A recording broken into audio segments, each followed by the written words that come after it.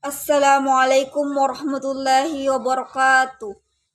Alhamdulillah, alhamdulillahi rabbil alamin, wassalatu wassalamu ala asyrafil anbiya'i wal mursalin, Sayyidina Muhammad wa maulana wa ala ali washabi ajmain amma ba'd.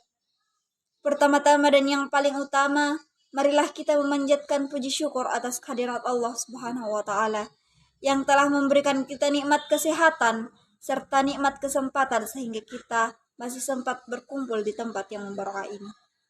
Tak lupa pula kita kirimkan salawat serta salam kepada baginda Nabiullah Muhammad SAW yang telah membawa kita dari tempat kehinaan menuju puncak kejayaan insyaallah. Adapun judul ceramah singkat yang akan saya sampaikan pada kali ini adalah kisah seorang pemabuk yang sangat dicintai oleh Rasulullah SAW. Hadirin wal hadirat rahimakumullah. Pada zaman Rasulullah SAW, ada salah satu pemuda yang setiap hari itu hobinya mabuk-mabukan, menjahili orang-orang, akan tetapi sangat dicintai oleh Allah Subhanahu wa taala. Siapa lagi kalau bukan Nuaiman? Suatu hari Rasulullah SAW kedatangan tamu yang merupakan utusan dari berbagai negara dan dengan sengaja datang dan berdiskusi ke rumah Rasulullah untuk mengetahui apa itu Islam, apa itu agama Islam. Para utusan tersebut datang mengendarai kendaraan yang mahal dan mewah pada zaman itu, yaitu unta. Unta yang mahal dengan ukuran yang sangat besar, sehat dan gemuk. Unta-unta tersebut ditempatkan di depan kediaman Rasulullah SAW. Di dekat tempat itu tampak beberapa sahabat Rasulullah SAW yang duduk sambil bercerita pada saat itu menjaga unta yang diparkir di halaman rumah Rasulullah SAW. Di antara sahabat yang ada adalah paman Nabi Muhammad SAW, yakni Sayyidina Hamzah bin Abdul Muthalib. Selang beberapa waktu, lewatlah Nuaiman dengan santainya. Hamzah pun menegurnya, Wahai Nuaiman, akankah kemana kau? Kemana tujuanmu? Kemarilah, ada yang akan kuucapkan, ada yang ingin kuucapkan kepadamu, kata Hamzah pada saat itu. Lalu Nuaiman pun mendatangi Hamzah sambil memberi seuntai kurma yang sudah sangat matang dan kering. Hamzah melanjutkan ucapannya, lebih enak lagi daging unta daripada kurma ini menurutku. Dan bukankah sudah lama kita tidak makan daging unta, kata Hamzah. Tiba-tiba pada saat itu mata Nuaiman tertuju pada unta-unta yang sedang diparkir di sebelah rumah Rasulullah. Nuaiman pun berkata kepada Hamzah, Unta siapakah itu? Tanya Nuaiman pada Hamzah. Tamu Rasulullah. Tanya Nuaiman. Kata Hamzah, itu adalah unta tamu Rasulullah. Jawab Hamzah. Nuaiman pergi begitu saja. Dalam hatinya membenarkan bahwa telah lama tidak makan daging unta yang lezat. Tanpa berpikir panjang, unta tamu Rasulullah SAW itu pun dia sembelih. Nuaiman menyembelih unta tamu Rasulullah yang ada di halaman rumah Rasulullah. Lalu pada saat itu Nuaiman pun mendekati para sahabat yang masih duduk seperti keadaan semula, yang masih asik bercerita pada saat itu. Kemudian Nuaiman berkata tanpa ragu sedikit pun, adakah di antara kalian yang masih tertarik dengan daging unta? Kata Nuaiman, sambil tangannya menunjuk pada unta yang paling besar dan gemuk, yang kepala unta tersebut sudah tergeletak di tanah berlumuran darah. Awalnya para sahabat bingung dengan ucapan Nuaiman. Namun setelah melihat unta tergeletak di tanah yang bersimbah darah, para sahabat pun kaget dan tidak percaya atas apa yang telah terjadi. Di antara tamu itu ada yang keluar dari dalam rumah Rasulullah Shallallahu Alaihi Wasallam. Kemudian betapa terkejutnya tamu tersebut ketika melihat salah satu dari untanya ada yang mati karena telah disembelih.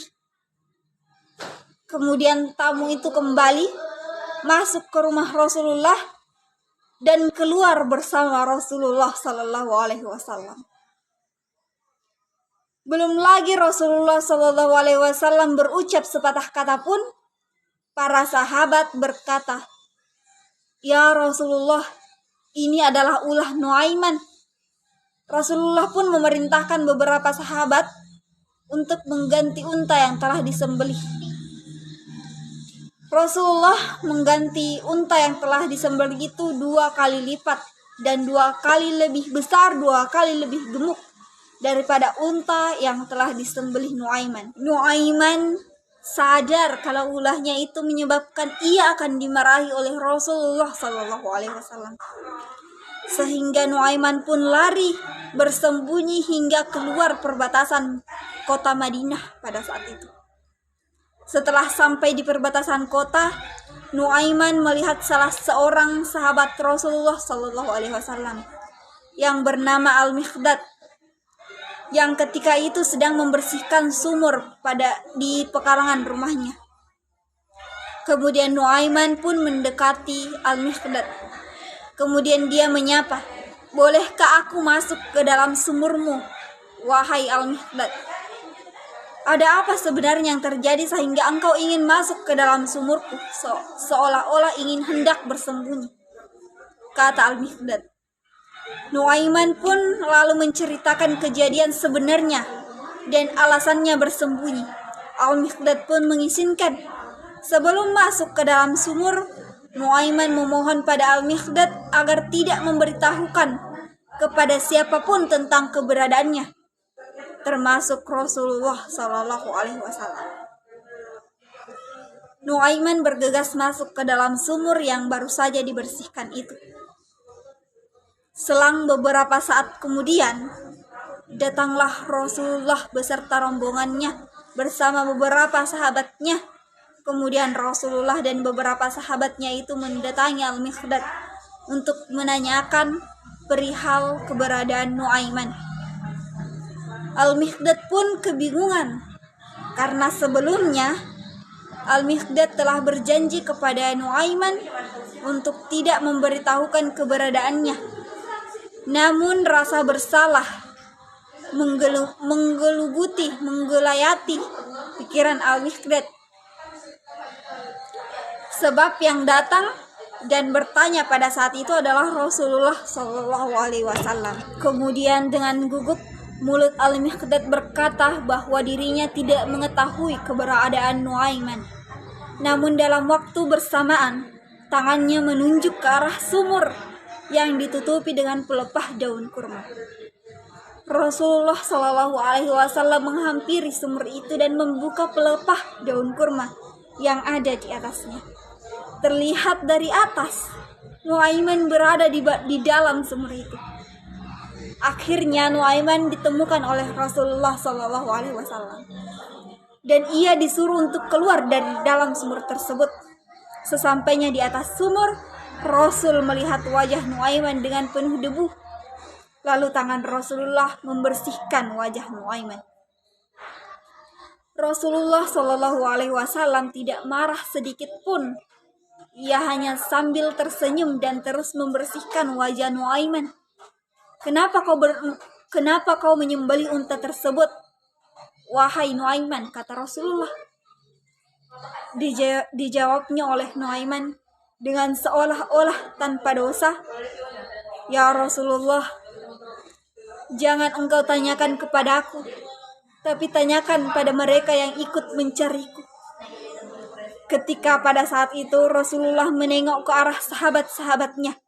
Seketika itu juga Nuaiman kembali melarikan diri lagi. Ketika Rasulullah mengetahui kalau Nuaiman telah melarikan diri lagi, beliau bersama para sahabatnya hanya tersenyum melihat kelakuan Nuaiman pada saat itu. Hadirin dan wal hadirat rahimakumullah. Dari kisah Nuaiman ini kita dapat menarik kesimpulan bahwa orang yang benar-benar, orang yang terlihat soleh-solehah di hadapan manusia belum tentu dijamin masuk surga. Dan orang yang terlihat buruk di hadapan manusia belum tentu menjadi ahli neraka. Lihatlah Nuaiman ini.